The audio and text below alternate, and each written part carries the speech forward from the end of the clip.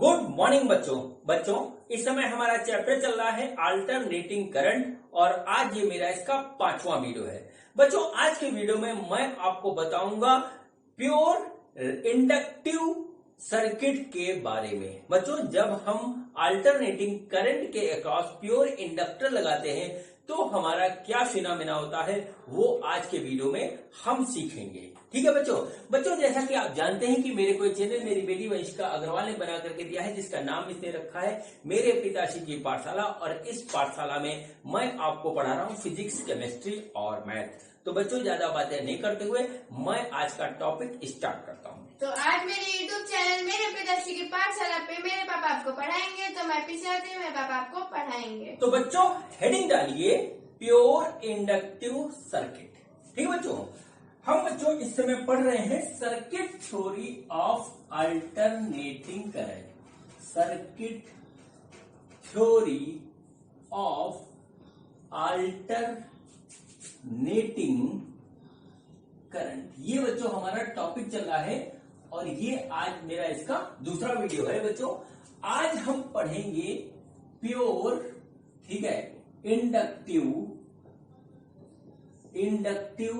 Circuit. ठीक है बच्चों, पिछले वीडियो में हमने जो है इसका बेसिक पार्ट पढ़ा था कि हमारे एसी में सर्किट कितने तरीके से हम बनाते हैं जो हमारे सिलेबस में है, और बच्चों फेज और फेजर डायग्राम क्या होता है। सबसे इंपॉर्टेंट पार्ट जो था वो पिछले वीडियो का यही था और बच्चों मैंने प्योर रेजिस्टिव सर्किट का कंसेप्ट आपको पूरी तरीके से बताया था। आज बच्चों हमारा है प्योर इंडक्टिव सर्किट का जो है टॉपिक है, यानी कि एन एसी सर्किट, समझ लीजिए एसी सर्किट कंटेनिंग, ठीक है, AC circuit containing only inductance.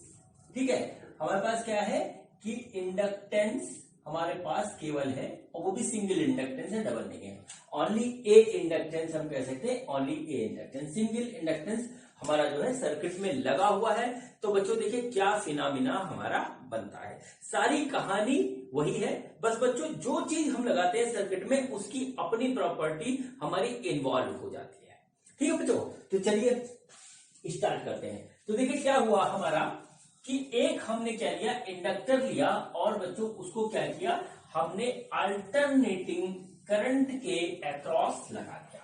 ठीक, तो बच्चों देखिए ये हमारा एक इंडक्टर है, ठीक है, ये देखिए इस तरीके से एक इंडक्टर है हमारे पास और बच्चों इसके अक्रॉस एक अल्टरनेटिंग करंट हमारा जो है लगा हुआ है, अल्टरनेटिंग ईएमएफ बच्चों हम इसको यहां से सप्लाई करते हैं। ठीक है बच्चों, तो जो अल्टरनेटिंग ईएमएफ है उसको इस तरीके से लिख सकते हैं, V = V0 sin omega T, ये हमारा अल्टरनेटिंग ईएमएफ है बच्चों।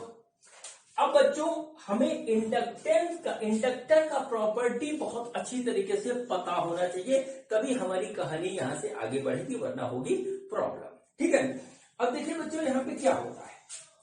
ठीक है बच्चों, जैसा कि आपको पता है कि यहां से करंट हमारा चलेगा, ठीक है, चलेगा ऐसे और चलते चलते बच्चों जब यहां पे पहुंचेगा तो ये इंडक्टर के अंदर सेल्फ इंडक्टेंस का एक फिनोमेना जो है डेवलप हो जाएगा और वहां वो जो है यहां पर जो है ईएमएफ डेवलप होने के लिए अपोज करेगा। ठीक है, ये इसका नेचर होता है और वो ईएमएफ जो बैक ईएमएफ कहलाता है सेल्फ इंडक्टेंस की वजह से, वो बच्चों होता है हमारा LdI/dt, वो इसका डायरेक्शन ऐसे होता है।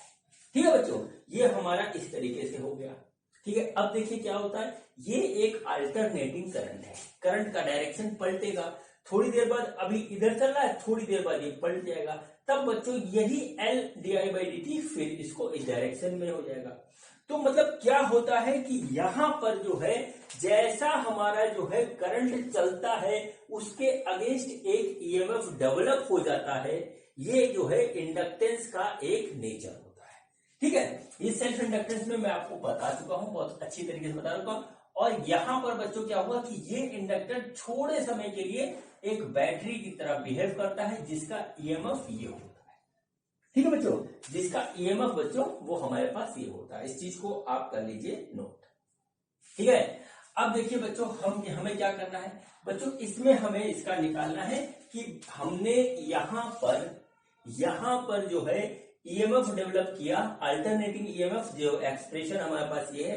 तो बच्चों हमारा थोड़ी देर बाद जो इंडक्टर में करंट डेवलप होगा वो बच्चों हमारा कितना होगा, ये हमारा वर्क है, ये सारे सर्किट में हम करेंगे, ठीक है। और ये हम लगाएंगे बच्चों, इसमें हम निकालते हैं इस चीज को, वो लगाते हैं किरचॉफ लॉ से।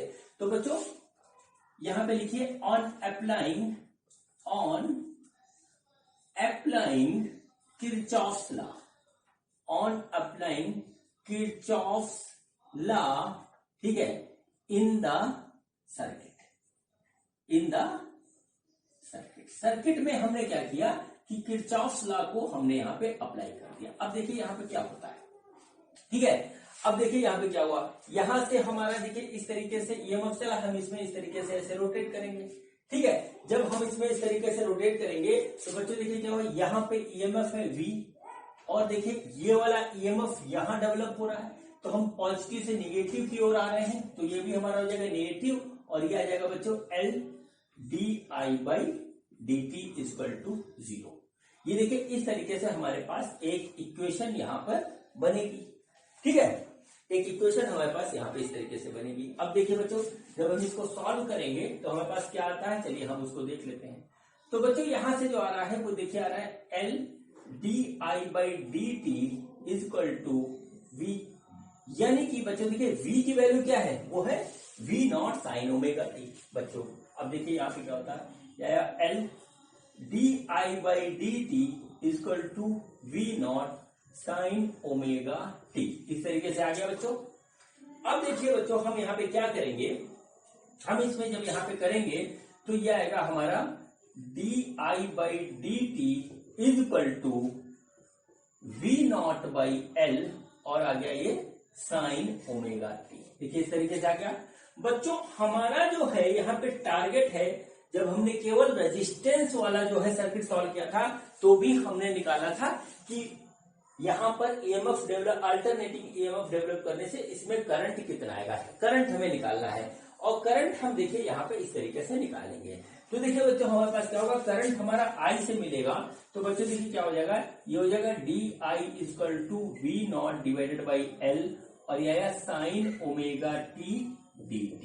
देखिए इस तरीके से हमारे पास एक एक्सप्रेशन आ गया, ठीक है, एक एक्सप्रेशन आ गया बच्चों। हम क्या करते हैं, हम इसको जो है कर देते हैं इंटीग्रेट, हम इसको इंटीग्रेट करेंगे। तो बच्चों जब हम इसको इंटीग्रेट करेंगे तो ये हमारा हो जाएगा I, ठीक है, ये देखिए हो गया हमारा I, और बच्चों ये हो गया V0/L, ठीक, V0/L, और बच्चों यहां पर देखिए sin ωt, sin थीटा का जब हम इंटीग्रेशन करेंगे तो आएगा -cos ωt। तो बच्चों देखिए क्या हो जाएगा, क्या हो जाएगा -cos ωt /ω। देखिए इस तरीके से हमको एक एक्सप्रेशन फाइंड आउट हो गया, ठीक। ये देखिए हमारे पास एक एक्सप्रेशन हमको इस तरीके से फाइंड आउट हो गया, ठीक। इसको पूरा आप नोट कर लीजिए। अब देखिए बढ़ते हैं हम आगे, ठीक। अब देखिए हम आगे बढ़ते हैं तो देखिए क्या हुआ यहाँ पे, ये जो एक्सप्रेशन आया हम इसको जरा कायदे से लिखते हैं। तो I = -V0 ωL, ठीक है, और cos ωt। ये बच्चों हमारे पास आया करंट का एक्सप्रेशन, ठीक है। करंट जो हमारा जो है, जब हम एक इंडक्टर के अक्रॉस लगाते हैं अल्टरनेटिंग ईएमएफ, तो बच्चों उसमें जो करंट हमारा डेवलप होता है थोड़े समय के बाद, वो बच्चों हमारा यहां पर इतना आता है, ठीक है।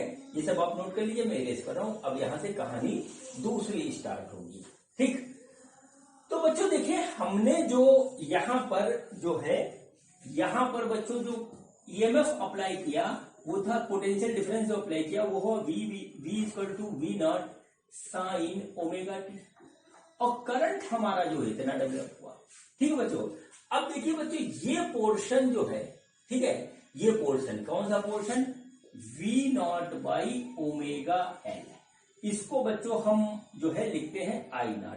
ये होता है मैक्सिमम करंट, ठीक है, मैक्सिमम करंट ये जो है इस तरीके से आएगा, ठीक है बच्चों। अब बच्चों ये करंट का एक्सप्रेशन हमको दे रहा है V0/ωL, तो बच्चों ये जो है हमारा काम करेगा रेजिस्टेंस की तरह। ठीक है, ये हमारा रेजिस्टेंस की तरह काम करेगा। तो बच्चों ओमेगा एल हमारा क्या हुआ, ये हमारा जो है रेजिस्टेंस की तरह काम करता है, लेकिन चूंकि ये इंडक्टर के अंदर से आता है, इंडक्टर लगा होने की वजह से आता है, यानी रिएक्ट है, ये रिएक्ट करता है इंडक्टर ऐसा, जो कि ये रेजिस्टेंस की तरह बिहेव करता है बच्चों। तो बच्चों इसको हम बोलते हैं, ओमेगा एल को बोलते हैं एक्स एल, ऐसे लिख लीजिए। और बच्चों ये हमारा कहलाता है इंडक्टिव, ठीक है, इंडक्टिव रिएक्टेंस, ठीक है, इंडक्टिव रिएक्टेंस हम इसको बोलते हैं, एक्सएल बराबर ओमेगा एल। अब देखिए, और ये जो है नियर अबाउट जो होता है रेजिस्टेंस की तरह ये बिहेव करता है, ठीक है, रेजिस्टेंस की तरह ये बिहेव करता है, लेकिन हम इसको बोलते हैं इंडक्टिव रिएक्टेंस। ठीक, इस बात को नोट कर लीजिए, इसको एक्सएल से रिप्रेजेंट किया जाता है। और बच्चों हमारा क्या है, ये है हमारा ओमेगा एल।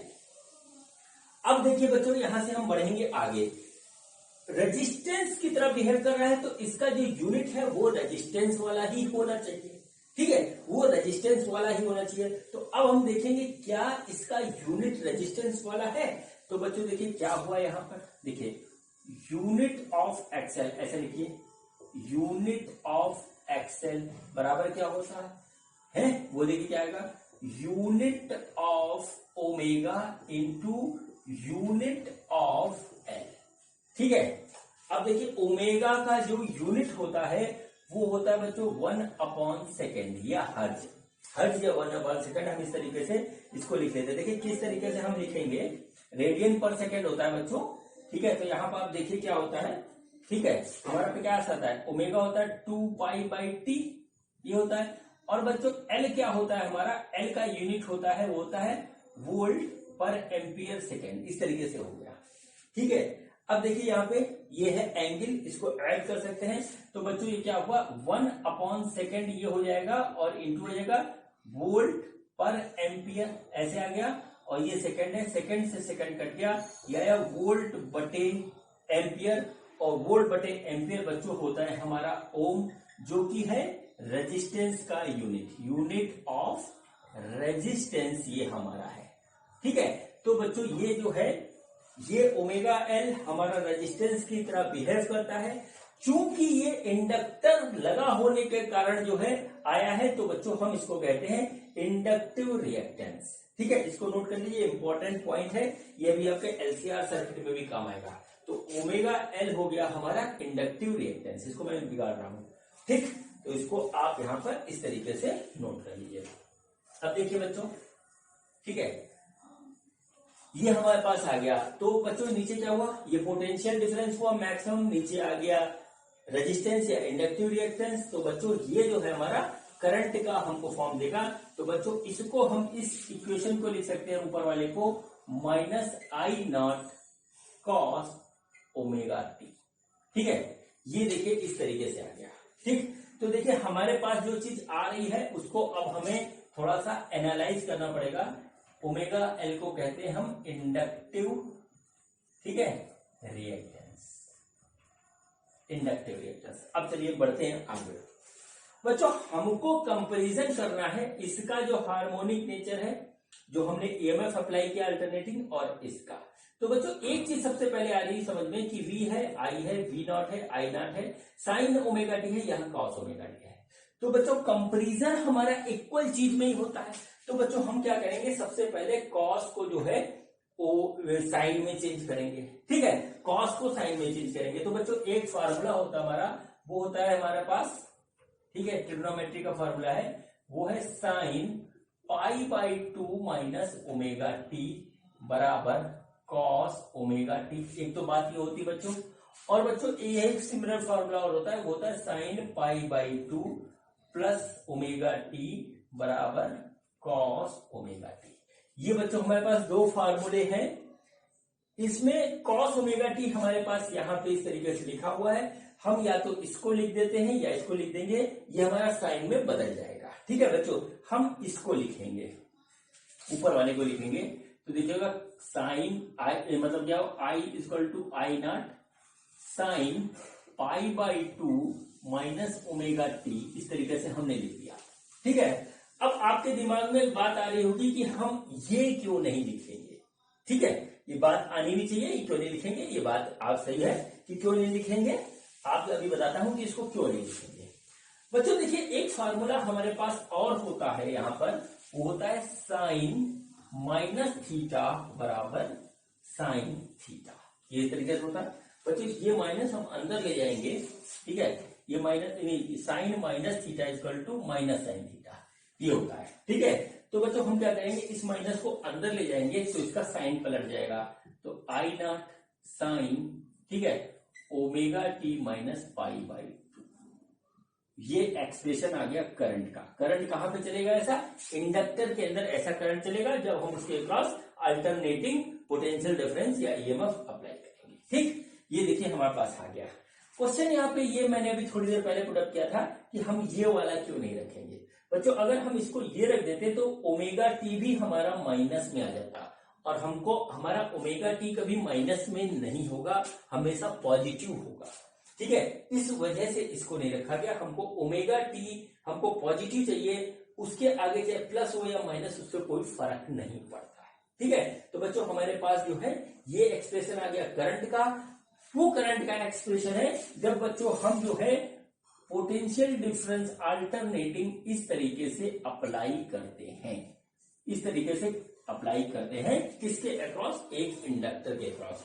ये पूरा डेरिवेशन जो मैंने आपके सामने किया है, इसको आप ढंग से देख लीजिए, समझ लीजिए, आगे पीछे वीडियो को करके देख लीजिए और कई बार प्रैक्टिस कर लीजिए, क्योंकि देखिए यहां पर हमारा पोटेंशियल डिफरेंस का एक्सप्रेशन अलग टाइप का है और करंट का अलग टाइप का है, और यहीं से बनती है कहानी। ठीक है, यहीं से बनती है कहानी।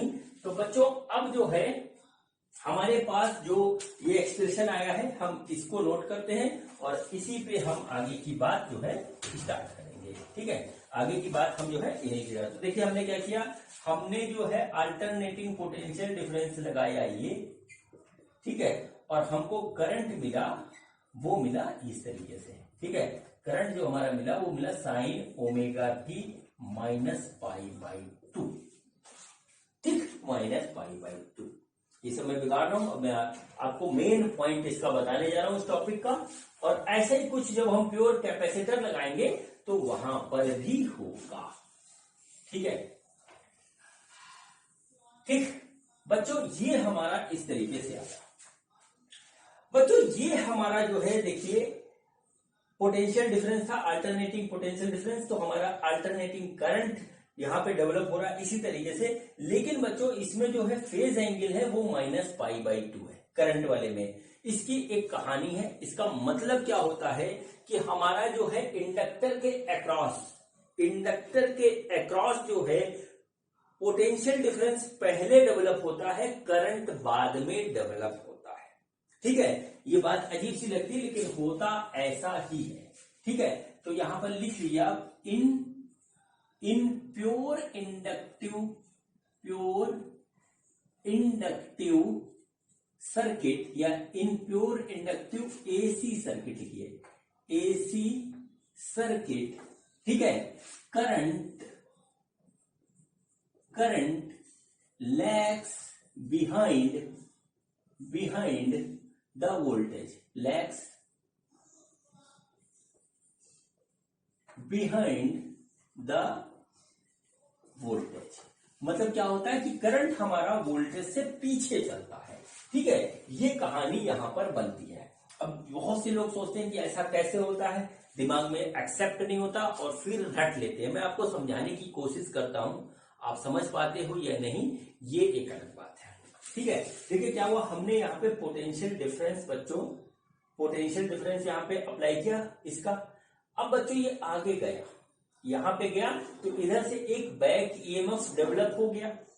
ठीक है, बैक ईएमएफ डेवलप हो गया। और बच्चों बैक ईएमएफ जब तक इधर से फॉरवर्ड ईएमएफ इसका वाला, उधर से बैक ईएमएफ, ठीक है, दोनों एक दूसरे को क्या करते हैं, अपोज करते हैं। फिर क्या होता है, एस्टेब्लिश होने में थोड़ा सा टाइम लगता है। ठीक है, और जितना टाइम लगता है उतनी देर तक जो है वहां पे करंट डेवलप नहीं हो पाता।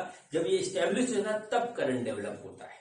इसीलिए क्या होता है कि वोल्टेज हमारा पहले स्टेब्लिश होता है, तब करंट वहां पे आता है। इस वजह से जो है करंट लैग्स करता है हमारा वोल्टेज से, जब हमारा प्योर इंडक्टिव सर्किट हमारा होता है एसी के अक्रॉस।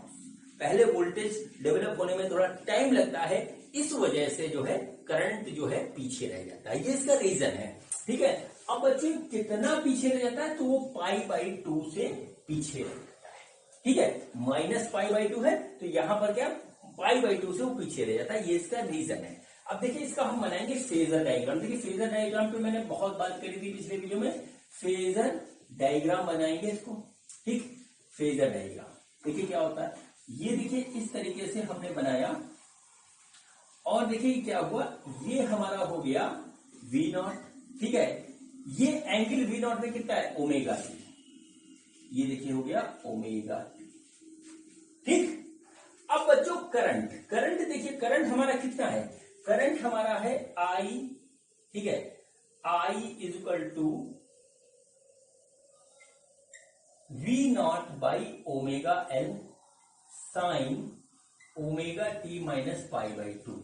देखिए यहां पर इतना है वैल्यू इसकी। ठीक है, I0 की वैल्यू कितनी है, इतनी वैल्यू है। अब बच्चों ओमेगा एल यदि हमारा जो है V0 से जो है बड़ा है, तो इसकी वैल्यू छोटी हो जाएगी। ठीक है, तो देखिए क्या होगा, करंट हमारा जो है पीछे चलेगा π/2, इस तरीके से आएगा। ये देखिए ये हमारा करंट हो गया I0 और ये एंगल हो गया π/2। ठीक है, फेजर डायग्राम में देखिए करंट की जो है डायरेक्शन ये रहेगा, उससे ठीक π/2 पीछे हमारा करंट रहेगा। ये बच्चों हमारा जो है फिगर होता है प्योर इंडक्टिव सर्किट का एसी में, जब हमारा जो है करंट लैग कर रहा है वोल्टेज से। करंट देखिए पीछे है और हमारा वोल्टेज आगे है। ठीक है, वोल्टेज हमने पहले अप्लाई किया था, इसलिए वोल्टेज को हम पहले बनाते हैं, उसके पीछे लेके जाते हैं करंट को, क्योंकि करंट हमारा तभी डेवलप होता है जब हमारा पोटेंशियल डिफरेंस होगा, वरना करंट डेवलप नहीं होगा। तो ये बच्चों इसकी पूरी कहानी है। ठीक है, बहुत से लोगों को नहीं समझ में आता कि जो है कैसे लैग करेगा, कैसे जो है लीड करेगा। अभी लीड भी करता है, वो कैपेसिटर में आता है, वो अगला वीडियो में आप देखोगे। तो बच्चों ये हमारे पास इस तरीके से ये हमारी आ गई कि हमारा प्योर इंडक्टिव सर्किट में करंट जो है वोल्टेज से π/2 एंगल से जो है बैक रहता है। ये हमारी आ गई, इसकी पूरी जो है थ्योरी कंप्लीट हो गई। अब बच्चों बनाते हैं इसका जो है हम ग्राफ। ठीक है, ग्राफ बनाते हैं। तो देखिए ग्राफ किस तरीके से बनेगा, ग्राफ बड़ा इंपॉर्टेंट है, ग्राफ भी देख लीजिए आप, और फिर इसको करेंगे। इसको आप नोट कर लीजिए, मैं ग्राफ बनाने के लिए जो है इसको बिगाड़ता हूं। ठीक, अब देखिए हमारा जो है देखिए ग्राफ कैसे बनेगा वो देखते हैं। तो देखिए क्या हो, V = V0 sin ωt और I = I0 sin ωt - π/2। ये हमारे पास दो एक्सप्रेशन आए। ठीक है बच्चों, अब हम बनाने जा रहे हैं ग्राफ। तो ग्राफ के लिए देखिए सबसे पहले हम जो है यहां पर इस तरीके से अपनी प्रिपरेशन कर लें। एक्स एक्सिस वाई एक्सिस हमने बना ली। बच्चों सबसे पहले हमने क्या किया, potential difference, alternating potential difference हमने जो है अप्लाई किया। तो बच्चों उसका ग्राफ तो देखिए कुछ इस तरीके से हमारा चलेगा। ठीक है, ये इस तरीके से उसका ग्राफ हमारा चलेगा। ये किसका ग्राफ हुआ, ये बच्चों हुआ हमारा ग्राफ जो है पोटेंशियल डिफरेंस V का। ठीक है, अब करंट हमें देखना है कि कैसे हो रहा है। तो बच्चों t = 0 हमने सपोज किया, t = 0 रखा, कहां पे, यहां पे रखा।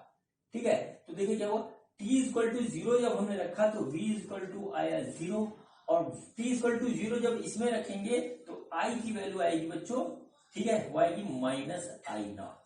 इसको रख के देख लीजिएगा, ये आ जाएगा यहाँ 0 हो गया -π/2 हमारे पास इस तरीके से आ गया।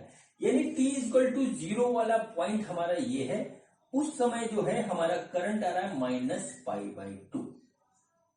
ठीक है, -I0, ये -I0 हमारे पास हो गया। देखिए ये हमारा हो गया, ये हमारा हो गया V0। ठीक है, इस तरीके से आ गया। तो ये हमारा क्या हो, π/2 पीछे लैग कर रहा है। तो बच्चों बहुत ही आसानी से हम इसका जो ग्राफ बनाएंगे, देखिए किस तरीके से बनेगा। ये देखिए इस तरीके से बनेगा, ये ऐसे ऐसे ऐसे जाएगा।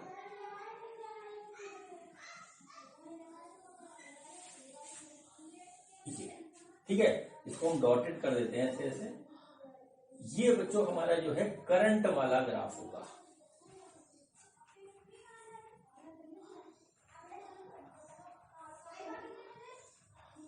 ये बच्चों डॉटेड ग्राफ है, ये करंट वाला ग्राफ है। करंट देखिए हमारा जो है जब हमेशा पीछे रहेगा। देखिए जब मैक्सिमम हुआ वोल्टेज तो करंट 0, ठीक है। जब हमारा ये जाके यहाँ पे इस तरीके से आया तो ये हमारा करंट देखिए, जब हमारा वोल्टेज 0 तो करंट मैक्सिमम, ये देखिए वोल्टेज मैक्सिमम करंट 0, इस तरीके से पीछे रहेगा हमेशा। वोल्टेज पहले पहुंचेगा और करंट वहां पर बाद में डेवलप होगा। ये बच्चों हमारा होता है, इस तरीके से ग्राफ बनता है। ये डॉटेड वाला ग्राफ है करंट का, और जो फुल है वो हमारा है वोल्टेज का। देखिए ये इसका ग्राफ है, ये इसका ग्राफ है। ये पूरी इसकी कहानी यहाँ पर आकर के जो है कंप्लीट हो जाती है, ठीक है। इसको एनालाइज करिएगा तब आपको बात अच्छी तरीके से समझ में आ जाएगा, ठीक है। तो ये प्योर इंडक्टिव एसी सर्किट का हमारा जो है पूरी थ्योरी कंप्लीट हुई। उसका मैंने आपको जो है एक्सप्रेशन करंट का वोल्टेज का दोनों बना दिया, और बच्चों ये दिखाया कि किस तरीके से हमारा जो है करंट लैग करता है वोल्टेज से π/2 से। उसका ग्राफ और फेजर डायग्राम सब कुछ आपको बना करके मैंने दे दिया। अब बच्चों इसमें एक चीज और आती है, वो आती है ग्राफ बिटवीन फ्रीक्वेंसी एंड जो है फ्रीक्वेंसी एंड इंडक्टेंस, ठीक है। Graph between frequency and inductance. तो चलिए उसको देखते हैं, फिर इसके न्यूमेरिकल्स को हम जो है स्टार्ट करेंगे, ठीक है बच्चों। अब देखिए बच्चों एक टर्म है इसमें ओमेगा आता है हमारा, ठीक, एक टर्म आता है ओमेगा, ठीक।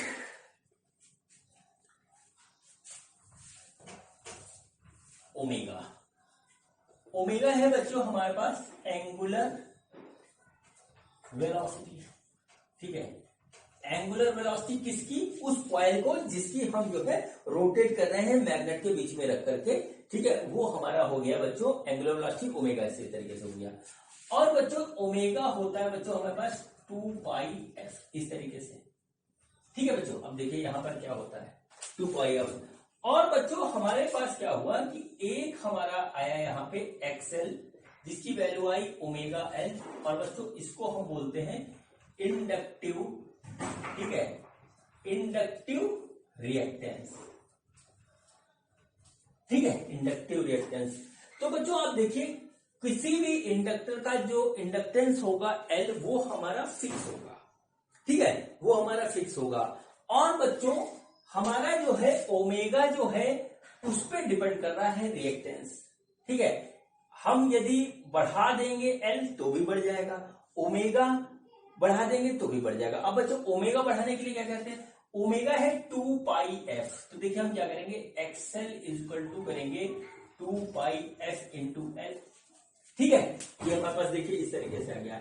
यानी अगर आप ध्यान से देखिए तो बच्चों हमारे पास क्या हुआ, एक्सएल जो है वो directly proportional to F. F को यदि हम बढ़ाएंगे घटाएंगे तो हमारा एक्सएल बढ़ेगा घटेगा, और ये हम बढ़ा और घटा सकते हैं, ठीक है बच्चों। तो अब देखिए हमारा एक आता है लास्ट कंसेप्ट है इसका, उसको देख लीजिए, ग्राफ बिटवीन, ठीक है, ग्राफ बिटवीन, ठीक है, एक्सएल यानी कि इंडक्टिव रिएक्टेंस एंड फ्रीक्वेंसी और इसके बीच में ग्राफ बनेगा। बच्चों ये डायरेक्टली प्रोपोर्शनल है, तो इसका जो ग्राफ आएगा वो बिल्कुल स्ट्रेट लाइन आएगा। देखिए इस तरीके से ये हमारे पास आएगा, इधर हमारी चलेगी फ्रीक्वेंसी, ठीक है, इधर चलेगी ऐसी फ्रीक्वेंसी, और बच्चों इधर हमारा एक्सएल।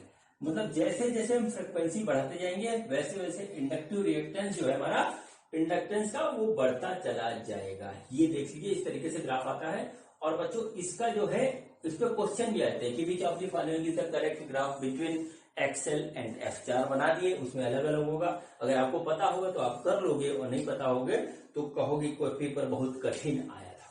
तो बच्चों ये हमारा प्योर इंडक्टिव सर्किट का जो है, प्योर इंडक्टिव एसी सर्किट का हमारा जो है थ्योरी पूरी तरीके से कंप्लीट हुई। अब बच्चों इसके लगाते हैं एक दो प्यारे प्यारे से न्यूमेरिकल। तो देखते हैं कि पहला न्यूमेरिकल हमारा क्या है।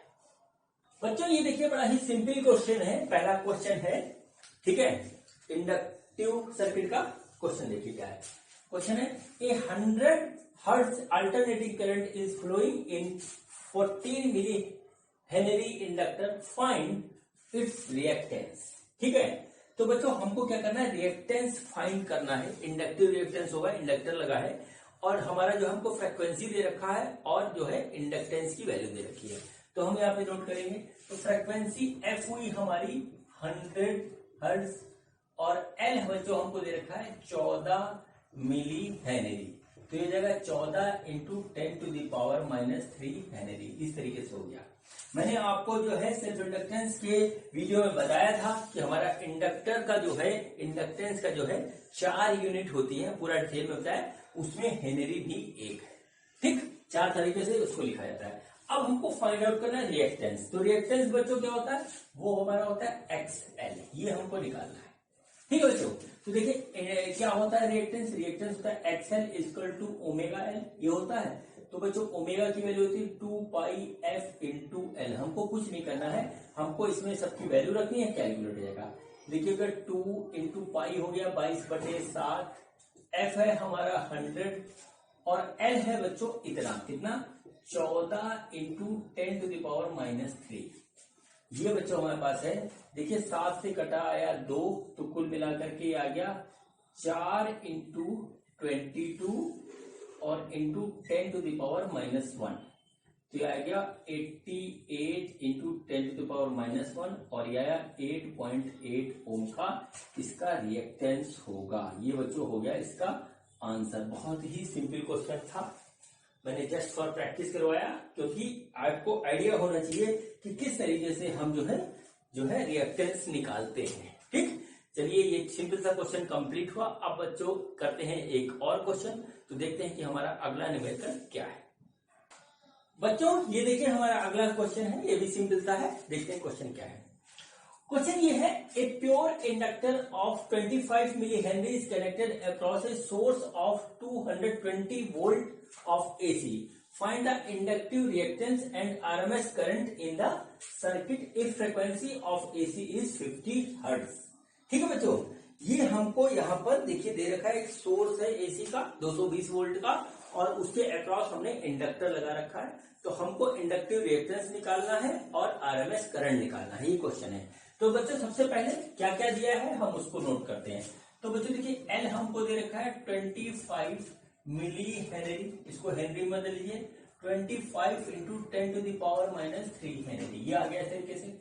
ठीक है, उसके बाद बच्चों हमको क्या दे रखा है, हमको देखिए फ्रीक्वेंसी ऑफ एसी जो कि है हमारी 50 हर्ट्ज।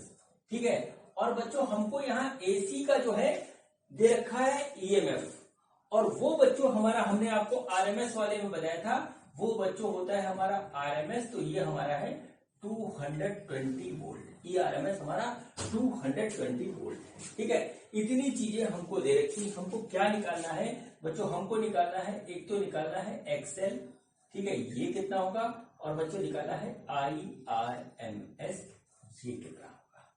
ठीक है बच्चों, तो सबसे पहले हम निकालते हैं एक्सएल। तो एक्सएल देखिए कितना हो गया, एक्सएल बच्चों ये होगा हमारा ओमेगा एल, और ओमेगा होता है हमारा 2πf इंटू एल।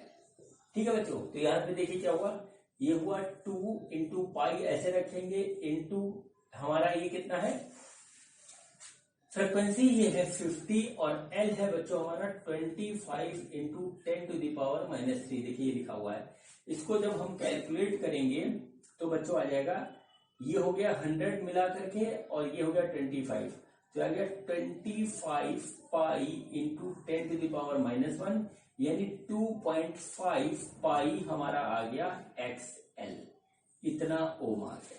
ठीक है बच्चों, अब देखिए हमको निकालना है आरएमएस करंट। तो बच्चों आईआरएमएस होता है, वो होता है बच्चों हमारा ईआरएमएस डिवाइडेड बाई एक्सएल। तो ईआरएमएस हमारा दे रखा है 220 और ये आया है 2.5 पाई, इतने एम्पियर का हमारा आईआरएमएस आएगा। इसको आप कैलकुलेट कर लीजिएगा। ठीक है बच्चों, इसको आप कैलकुलेट कर लीजिएगा। तो ये हमारा आरएमएस करंट आया, और बच्चों ये हमारा आया रिएक्टेंस, इंडक्टिव रिएक्टेंस कितना हुआ। ठीक है बच्चों, ऐसे ही सिंपल से क्वेश्चन होते हैं, इसके कंसेप्ट को समझना थोड़ा सा टिपिकल होता है, लेकिन कंसेप्ट थोड़ा सा टिपिकल है और न्यूमेरिकल्स बहुत ही। तो बच्चों चलिए एक और न्यूमेरिकल करते हैं, तो देखते हैं कि हमारा अगला न्यूमेरिकल क्या है। बच्चों ये हमारा अगला न्यूमेरिकल है, ठीक है, देखते हैं न्यूमेरिकल क्या है और कैसे होगा। बच्चों है a coil has inductance of 1 henry at what frequency it will have reactance of 3140 ohm. ठीक है, एक हमारे पास जो है कॉइल है जिसका जो है इंडक्टेंस 1 हेनरी है, तो हम उसको कितने जो है एसी के सोर्स के अक्रॉस लगाएं जिससे कि वो हमें इतना रिएक्टेंस दे। ठीक है बच्चों, फ्रीक्वेंसी हमें निकालनी है। और बच्चों मैंने अभी जब ग्राफ बनाया था फ्रीक्वेंसी और जो है रिएक्टेंस का, तो उसमें बताया था आपको कि रिएक्टेंस हमारा फ्रीक्वेंसी पे डिपेंड करता है, तो वही हमको यहाँ पे निकालना है। तो बच्चों हमको क्या क्या चीज दे रखा है वो देख लीजिए। यहाँ पे हमारा जो एल है वो हमको दे रखा है, ठीक है, एल हमको दे रखा है 1 हेनरी। ठीक है, ये हमको दे रखा है कितना, 1 हेनरी, सिंपल सा। और बच्चों हमको उसके बाद दे रखा है इसमें रिएक्टेंस XL, वो है हमारा 3140 ओम का। और बच्चों हमको निकालनी है फ्रीक्वेंसी, ये कितनी होगी। ठीक है, तो बच्चों कुछ नहीं, सबसे पहले जो है हम रिएक्टेंस का फार्मूला लिखेंगे जो कि होगा XL equal to omega L. और बच्चों ये होता है हमारा 2 पाई एफ इंटू एल, ये हो गया बच्चों XL। ठीक है बच्चों, अब देखिए XL हमको कितना रखा है 3140, और ये हो गया 2 इंटू पाई की वैल्यू रखेंगे 3.14, एफ हमें निकालना है और एल हमें 1 दे रखा है। ठीक है, तो बच्चों देखिए फ्रीक्वेंसी हमारी कितनी आ जाएगी, वो आ जाएगी 3140 डिवाइडेड बाई 2 इंटू 3.14, ये हमारे पास ऐसे आ गया। ठीक, देखिए इस तरीके से ये हमारे पास इस तरीके से आ गया। ठीक, अब देखिए क्या करना है इसमें, सिंपल सी बात है कि हम जब इसको इससे काटेंगे तो ऊपर आ जाएगा हमारा 1000 डिवाइडेड बाई 2, यानी कि 500 हर्ट्ज की फ्रीक्वेंसी होगी, तो हमें इतना रिएक्टेंस मिलेगा। ये सिंपल सा क्वेश्चन बच्चों हमारा हो गया कंप्लीट। अब बच्चों एक और क्वेश्चन करते हैं, और वो क्वेश्चन हमारा आज के वीडियो का लास्ट क्वेश्चन होगा। ठीक है बच्चों, तो देखते हैं कि हमारा अगला क्वेश्चन क्या है। बच्चों ये देखिए हमारा अगला क्वेश्चन है, और क्वेश्चन बड़ा सिंपल है। देखो क्वेश्चन क्या है, क्वेश्चन ये है an alternating EMF E equal to 220 sin 100 pi t is applied across an inductor of 1 by pi Henry. Write down the expression for instantaneous current. ठीक है बच्चों, इस क्वेश्चन में हमको क्या दे रखा है, हमको दे रखा है ईएमएफ का जो है एक्सप्रेशन दे रखा है, जो कि ये है, देखिए इस तरीके से E equal to 220, E equal to 220 sine omega sine 100 pi t, ऐसे दे रखा है। और बच्चों हमसे कहा है कि इंस्टेंटेनियस करंट का एक्सप्रेशन क्या होगा, ये हमको निकालना है। ठीक है, प्योर इंडक्टिव जो है सर्किट है हमारा, इसमें इंडक्टर लगा हुआ है। तो बच्चों इंडक्टर का इंडक्टेंस है हमारा L equal to 1 by pi henry, ये इतना है। तो बच्चों देखते हैं कैसे क्वेश्चन होगा। बच्चों अभी मैंने थोड़ी देर पहले जब आपको थ्योरी पढ़ाई थी तो उसमें बात बताया था कि जब हमारा ईएमएफ जो है अल्टरनेटिंग करंट इतना अप्लाई होता है तो इंस्टेंटेनियस करंट बच्चों I equal to I naught sine omega T minus pi by 2 होता है, ये बच्चों है। तो ये हमको दे रखा है इस फॉर्म में, हमको इसके फिगर्स निकालने हैं और हमारा आ जाएगा। ठीक है बच्चों, अब देखिए बच्चों हमारा जो है आई नॉट क्या है हमको नहीं पता बच्चों, ओमेगा नॉट ई नॉट हमको दे रखा है। तो बच्चों यहाँ पे नोट करेंगे ई नॉट जो होगा वो बच्चों होगा हमारा 220 वोल्ट, ये दे रखा है बच्चों। अब बच्चों आई नॉट निकालना है, तो बच्चों आई नॉट क्या आया था, आई नॉट अगर आपको ध्यान हो तो वो आया था ई नॉट अपॉन, ठीक है, एक्सएल, और एक्सएल होता है बच्चों हमारे पास वो होता है ओमेगा एल। ठीक, तो बच्चों अब हम ओमेगा ढूंढेंगे। तो ओमेगा देखिए यहाँ पे क्या है, ओमेगा देखिए ये इससे कंपेयर करेंगे तो ओमेगा आ रहा है 100 पाई, तो ओमेगा को हमने यहाँ पे देख लिया तो ओमेगा आ गया 100 पाई। ठीक है, अब देखिए क्या है, अब बच्चों कुछ नहीं, हम इसका निकालते हैं IRMS। तो बच्चों देखिए क्या हुआ, ई नॉट हमारा हो गया 220, ओमेगा हो गया बच्चों 100 पाई, और एल हमारा है 1 बाई पाई, ये आया गया ऐसे, पाई से पाई कट गया, तो बच्चों आई नॉट आया वो आया 2.2 एम्पियर। ठीक है, इसको हम यहाँ पे नोट कर देते हैं, आई नॉट इक्वल टू 2.2 एम्पियर।